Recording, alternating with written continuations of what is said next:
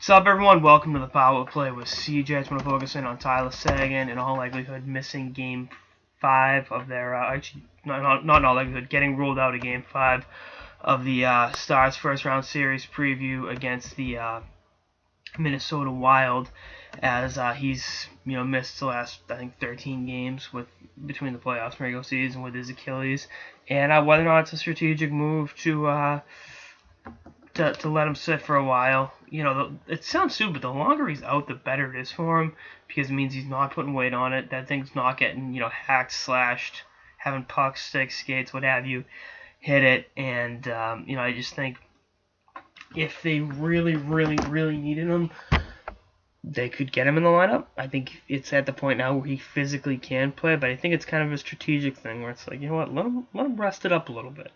Obviously different sport, different set of circumstances, but it reminds me a lot of, Magic Johnson's rookie year when they beat Philly to win the NBA title, the Lakers.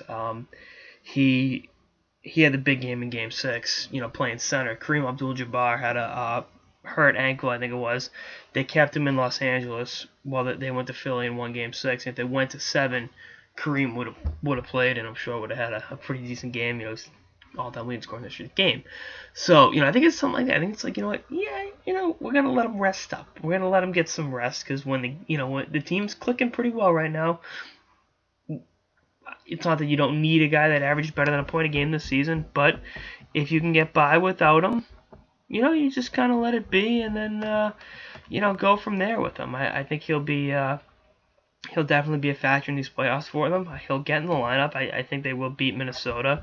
If they don't close them out in 5, I think Game 6 or Game 7 is definitely a really legitimate possibility for him. And I think Dallas will be better off for letting him rest a little bit. Taking care of business without him. So by the time he comes back, you have another weapon to do the damn thing with and take care of business. By the way, I like the line of Ben, Egan, and BC's. Eves. That's a very, very good line, and I think will be a something to keep an eye on. Pat Eves is a guy you see like gets written off like every other year or so, and it's like, oh yeah, by the way, he can still play.